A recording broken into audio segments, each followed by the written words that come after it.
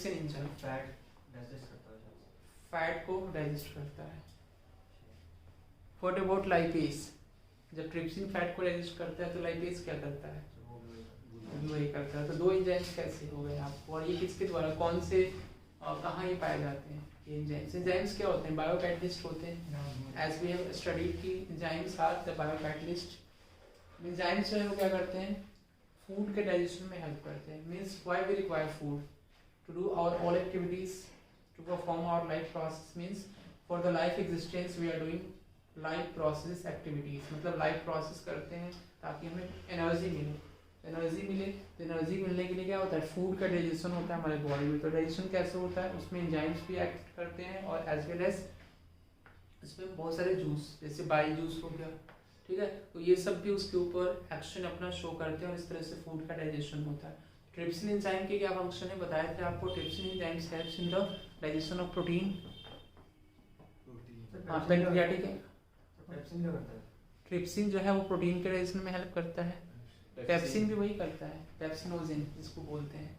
Pepsinogen भी protein को ही digest करता है, लेकिन आप समझो कि पेप्सिनोजन कहाँ जो है वो इमिट होता है। पेप्सिनोजन स्टमक में जो है वो स्टमक के सेल से जनरेट होता है, ठीक है। और जो आपका ट्रिप्सिन होता है वो पैंक्रियाटिक जूस में प्रेजेंट होता है। वो स्मॉल इंटेस्टाइन के जंक्शन और स्फिंक्टर ऑफ ओडियाई बताए थे आपको, ड्यूडेनम, वहाँ पे जो है बाइल जूस और पैंक्रियाटिक जूस जो है वो मिलते हैं, ठीक है। ये सब डिस्कस कर चुके हैं ना ऑलरेडी। हाँ, तो ये सब डिस्कस कर चुके थे हम लोग। अब रेस्पिरेशन पढ़ते हैं, तो रेस्पिरेशन के बारे में बताए थे। Respiration are of 2 types. कौन कौन से होते हैं? बचपन में पढ़ा होगा, aerobic and as well as anaerobic respiration. तो यहाँ से हम एक्सप्लेन करते हैं आगे। एरोबिक रेस्पिरेशन, इनहेलेशन और एक्सहेलेशन का प्रोसेस हम आपको एक्सप्लेन कर चुके थे, है ना। ये भी एक्सप्लेन कर चुके थे क्या, एरोबिक और anaerobic? Tell me about this. हाँ सर, कर देते हैं। एरोबिक एंड एनारोबिक देख लो जो लोग नए हैं।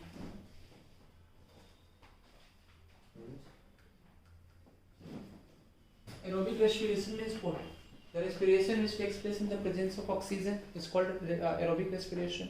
Aerobic respiration किसको बोलते हैं? जो presence of oxygen है, ऑक्सीजन के presence में उसको बोलते हैं aerobic, और जो ऑक्सीजन के absence में है उसको क्या बोलते हैं? anaerobic respiration. इसमें देखो aerobic respiration is what? An anaerobic respiration. तो फर्स्ट नंबर आपका, जब भी हम कंज्यूम करते हैं तो क्या करते हैं? ग्लूकोज कंज्यूम करते हैं। C6H12O6, glucose is what? 6 carbon molecule, 6 carbon molecule, 6 carbon molecule. Clear है पॉइंट ये? तो ग्लूकोज जो है वो इन साइटोप्लाज्म, सेल के cytoplasm, in the cytoplasm of the cell, in cytoplasm, cell के साइटोप्लाज्म में किसमें कन्वर्ट होता है? पायरोवेट में।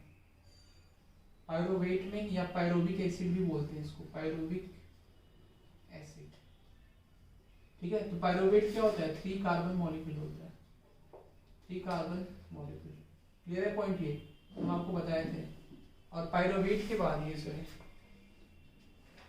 पायरोवेट, ठीक है, ये आपके बाद, इसके बाद जो है ये माइटोइन, in the presence of oxygen, in the presence of oxygen, कहाँ पे? माइटोकॉन्ड्रिया में। तो इन द माइटोकॉन्ड्रिया, माइटोकॉन्ड्रिया, और माइटोकॉन्ड्रिया में होता है क्रेब्स साइकिल।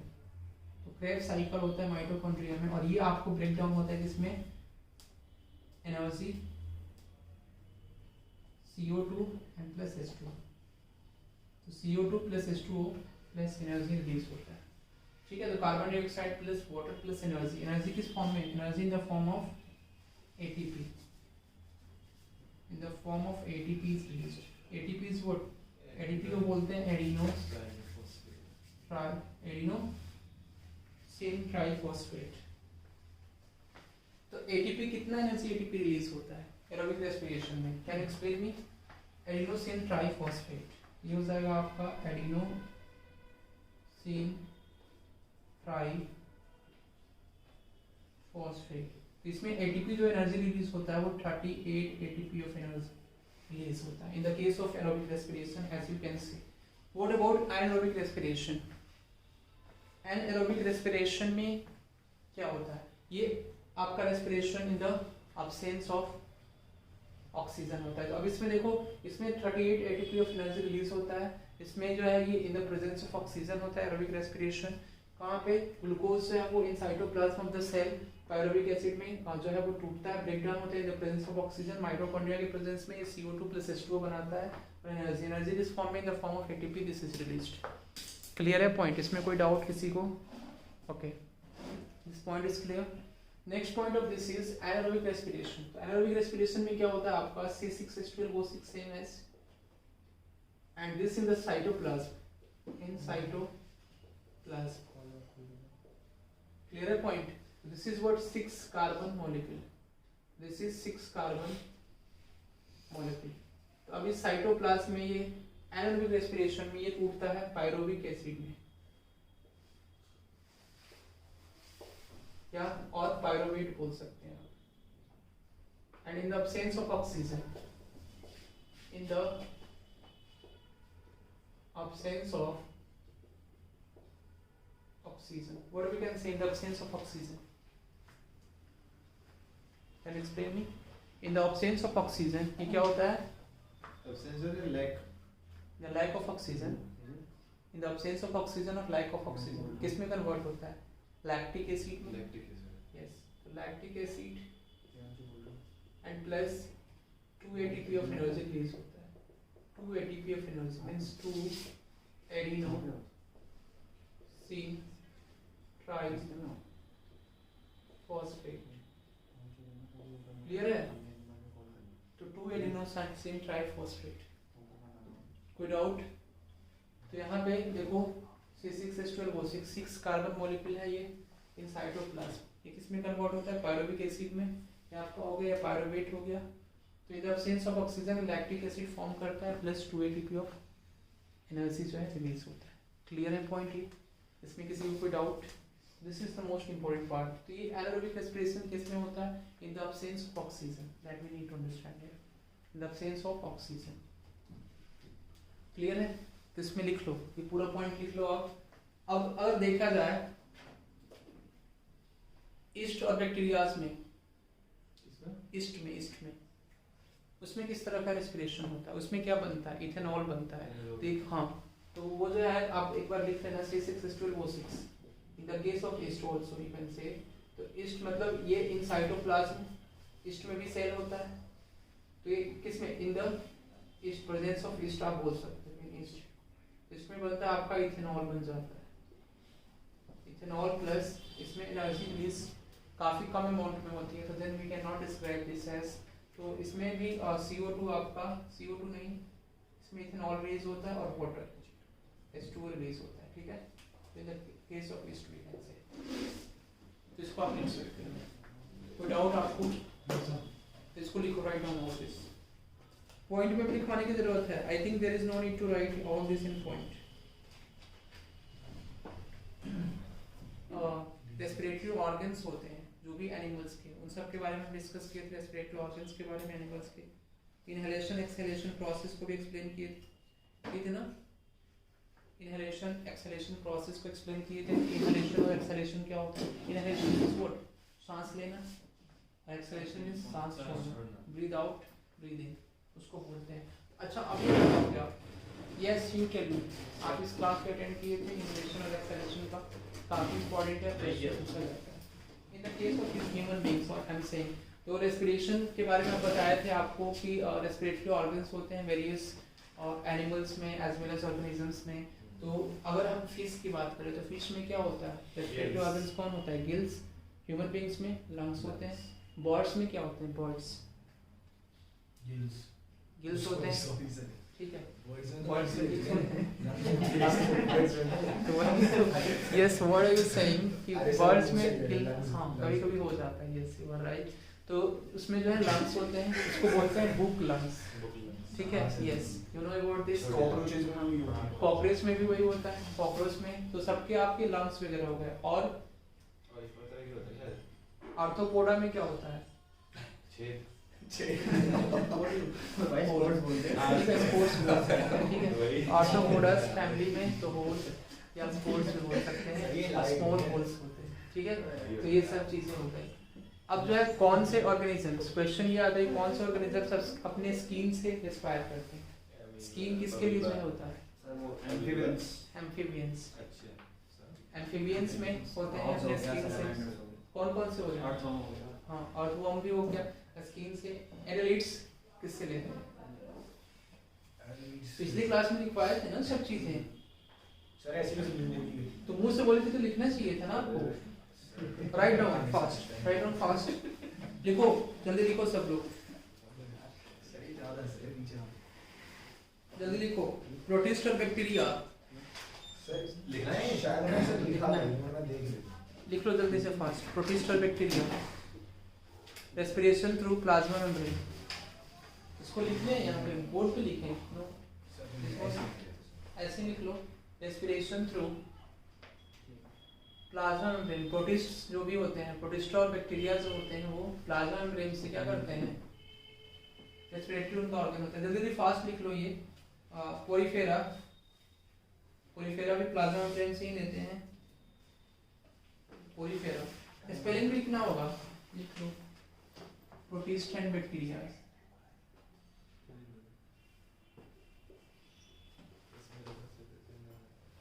ये आपका है direct respiration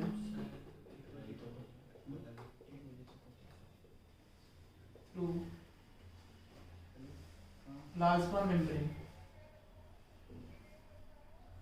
through plasma membrane. ये आपका हो गया यहाँ पे। Here you can write down respiratory organ, respiratory organ for various organisms, और वेरियस ऑर्गेनिज्म, ठीक है। तो बहुत सारे ऑर्गेनिजम्स के लिए आपको क्या रेस्पिरेटरी ऑर्गन जो है, respiratory organ don't talk in the class. Sir Saturday bank खुला होगा क्या? वो रहेगा जब बैंक अभी पढ़ लो ना आगे, उसके बाद चले जाना। अभी अर्जेंट जाना था इसलिए। कहाँ जाना है? कोई नहीं बोला सर बैंक खुला हुआ है। तो सैटरडे को जो है आपका सेकंड सैटरडे है ना, नहीं सर सेकंड तो नहीं। थर्ड है ना, नहीं बैंक तो खुला हुआ है। तो देन आप जो है इसके बाद चले जाना ना। बैंक तो आपको 4 बजे तक खुला है। किसको जाना है? कौन है सर ये? इसमें जो है प्रोटिस्ट और bacteria, direct respiration to plasma membrane, ठीक है। आज का जो क्लास है वो आपकी तो नेक्स्ट क्लास में फिर सैटरडे होगी बाय द वे, ठीक है। तो direct respiration through plasma membrane, ठीक है। तो जो प्रोटिस्ट होते हैं और बैक्टीरिया होते हैं उनका डायरेक्ट रेस्पिरेशन होता है। और उसके बाद अभी आपको बताया हम बॉल्स,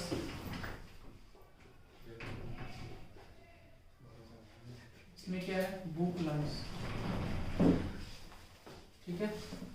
बुक लंग्स, बुक किस स्ट्रक्चर होता है, ठीक है। बुक लंग्स होते हैं। तो बर्ड्स में आपका बुक लंग्स होता है, हो जाएगा।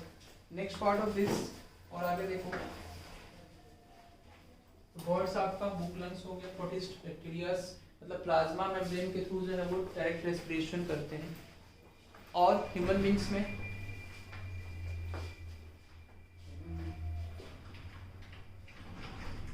आपका लंग्स होता है रेस्पिरेटरी ऑर्गन, ठीक है। ह्यूमन बींग्स का क्या होता है? लंग्स रेस्पिरेटरी ऑर्गन होता है। फिश में आपका हो जाएगा गिल्स, इसमें जो है वो गिल्स उसका रेस्पिरेटरी ऑर्गन, क्लियर है। तो फिश में रेस्पिरेटरी ऑर्गन क्या हो जाएगा? उसका गिल्स, ठीक है। उसके बाद Porifera,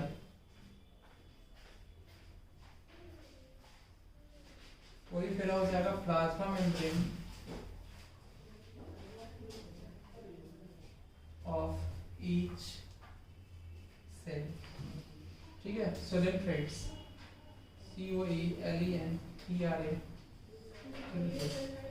Solan threads general body surface, general body surface, clear है। Next part of this is nematodes.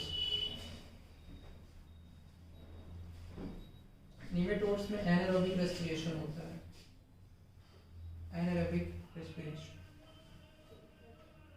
Annelids जो होते हैं, एनालिट्स वो स्किन से करते हैं। एनालिट्स का रेस्पिरेशन जो होता है वो स्किन से होता है। क्लियर है? नरेश, NEREIS, इसका रेस्पिरेशन ऑर्गन जो रेस्पिरेटरी ऑर्गन होता है ये होता है पैरापोडिया। पैरापोडिया। इंसेक्ट्स, इंसेक्ट्स का रेस्पिरेटरी ऑर्गन जो होता है वो ट्रैकिया होता है। ट्रैकिया, ठीक है, ट्रैकिया से जो है वो करते हैं। सेंटीपेड्स, सेंटीपेड्स का रेस्पिरेटरी ऑर्गन जो होता है वो आपका होता है ट्रैकिया। ये भी ट्रैकिया होता है इसका रेस्पिरेटरी ऑर्गन। क्लियर है? मिलीपेड्स, मिलीपेड्स का रेस्पिरेटरी ऑर्गन भी ट्रैकिया होता है। कोई डाउट इसमें? स्पाइडर्स और स्कॉर्पियन का, स्पाइडर और स्कॉर्पियन का रेस्पिरेटरी ऑर्गन क्या होगा? Book lungs. इसके भी बुक लंग्स होते हैं।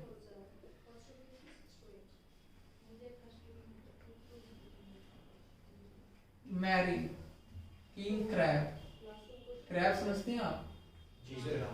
केकड़ा जिसको हिंदी में बोलते हैं, crab. This is called book gills. उसको भी, उसके भी रेस्पिरेटरी ऑर्गन को बोलते हैं बुक गिल्स। हाँ, बुक गिल्स। प्रॉन्स जो होते हैं, prawns you can say Unio and पीला, इसके जो रेस्पिरेटरी ऑर्गन्स होते हैं वो गिल्स होते हैं। फिश के, टैडपोल्स के गिल्स होते हैं, यू नो, इचिनोडर्माटा, इचिनोडर्माटा। इसके जो रेस्पिरेटरी ऑर्गन होते हैं वो आपका होता है 2 फीट, 2 फीट और डर्मल, ब्रोंकियाई एटसेट्रा। क्लियर है पार्ट? नेक्स्ट इज रेप्टाइल्स और मैमल्स का। रेप्टाइल्स एंड मैमल्स का लंग्स होता है। बर्ड्स का आपको बताए थे, बर्ड्स का एयर शैक लिख लो। लंग्स लिखो, एयर शैक।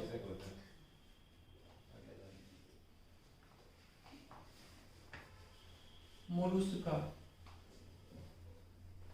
ये हो जाएगा आपका मैंटल। सर इतने ज्यादा नहीं हुई सर, ये कुछ ज्यादा हो गए? तो है। तो ये इसमें जो इम्पोर्टेंट है आपके एग्जाम में पूछे जा सकते हैं। देखो बर्ड्स का पूछा जाता है, उसके बाद एनारोबिक रेस्पिरेशन किसमें होता है? निमेटोड्स। ये तो इम्पोर्टेंट है, आपको पता ही है। फिश, ह्यूमन बीइंग्स के, ठीक है। पोरीफेरा पूछा जाता है, ठीक है। स्कीम से कौन से लेते हैं? एलिट्स पूछा जाता है। और बाकी इंसेक्ट्स का पूछा जाता है। इंसेक्ट्स, स्कॉर्पियन, ये इम्पोर्टेंट है। बाकी रेप्टाइल्स, मैमल्स और ये वाला, बस इतना आपका इम्पोर्टेंट है। बाकी सब नहीं भी याद करोगे तो देयर इज नो नीड। ठीक है, तो this is about respiratory organ for various organisms. ठीक है, तो बहुत सारे ऑर्गेनिजम्स के लिए रेस्पिरेटरी ऑर्गन्स का आपका वर्क करता है। इस तरह से नॉस्ट्रिल्स बताएंगे हम आपको, ये ह्यूमन बीइंग्स में होता है। नाक के छेद जो, नाक के, देखो ये होता है ना सर, ये पार्ट जो इसको बोलते हैं नॉस्ट्रिल्स, पूरा नाक के छेद को नॉस्ट्रिल्स। उसके बाद आपका होता है ट्रैकिया, ब्रोंकियाई, ठीक है, सभी हम लोगों में प्रेजेंट होते हैं। बताएंगे एपिग्लोटिस जो होता है ना, एपिग्लोटिस एक जो है फ्लैप होता है ट्रैकिया के ऊपर, वो बंद हो जाता है। जैसे कि जब हम फूड कंज्यूम करते हैं तो बंद हो जाता है, बंद हो जाता है। उसके बाद फूड हमारे इसोफेगस में जाता है, ठीक है। लंग्स को वो बंद कर देता है, मतलब लंग्स में केवल एयर ही जाता है, उसमें कोई भी फूड चॉक्ड ना हो। इसलिए ट्रैकिया के ऊपर जो है वो एपिग्लोटिस क्या हो जाता है, कवर अप एक बना देता है, उसको ब्लॉक कर देता है ताकि उसमें फूड के पार्टिकल्स ना जाए। क्लियर है पॉइंट? तो this is what respiratory organ for various organisms. Yes, inhalation और एक्सहेलेशन। Inhalation and exhalation.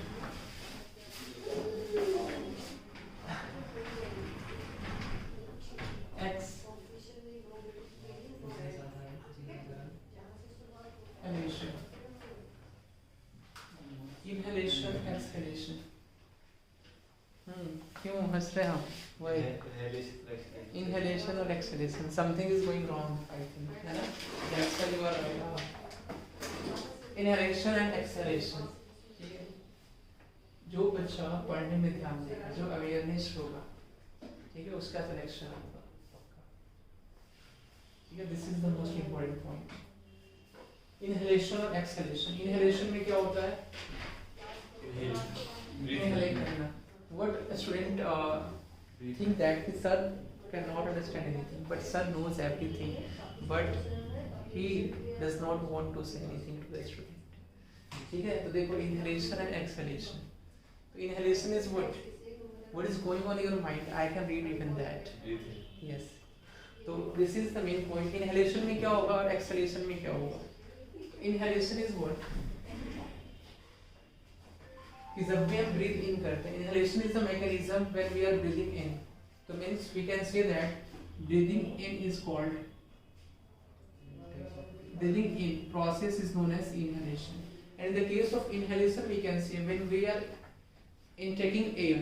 तो air में क्या होता है? बहुत सारे जो है वो gases present होते हैं. तो you can see that there are so many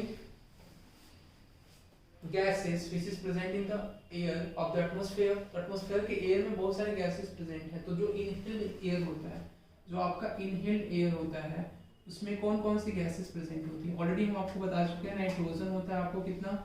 78%. Oxygen is what? 21%.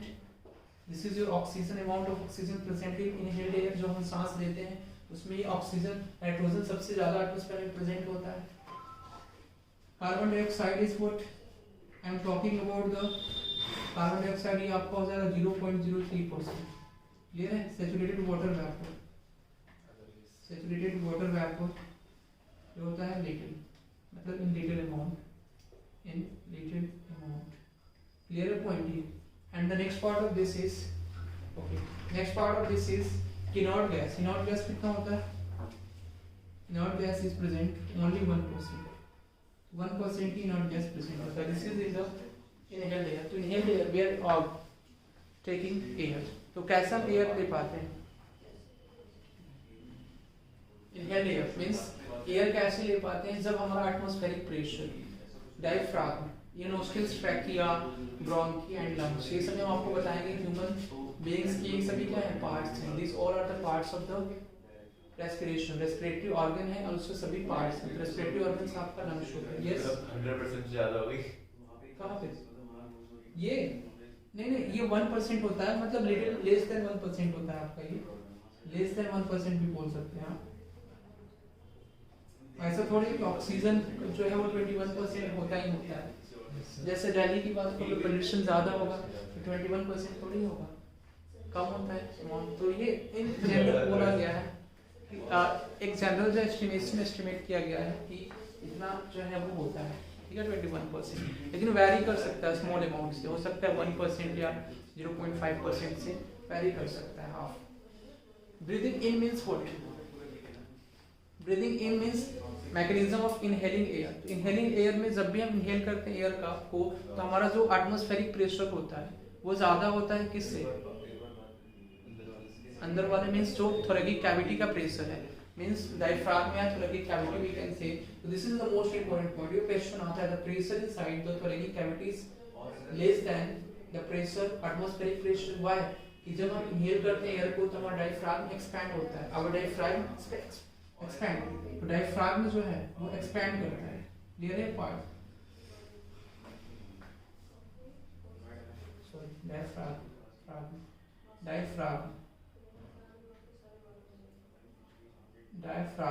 हमारा डायफ्राम जो है एक्सपैंड करता है, मींस बढ़ता है. उसका साइज जो है इंक्रीज होगा. जब वॉल्यूम जो है इंक्रीज होगा तो उस केस में प्रेशर डिक्रीज होता है.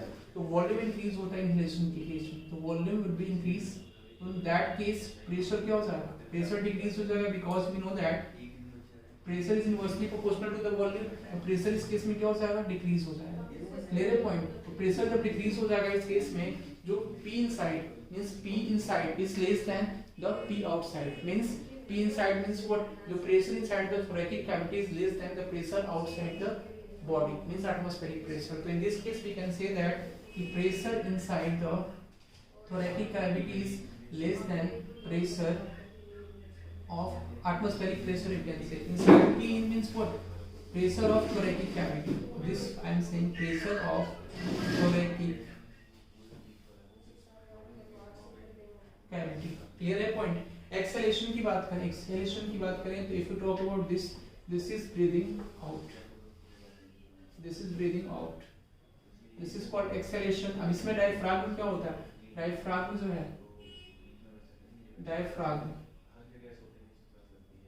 डायफ्राग्म में वॉल्यूम क्या होता है, वॉल्यूम जो है डिक्रीज हो जाता है,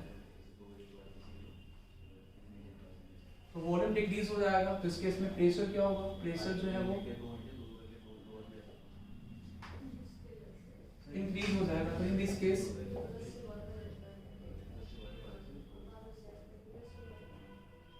PAT, so this is what P inside the thoracic cavity is.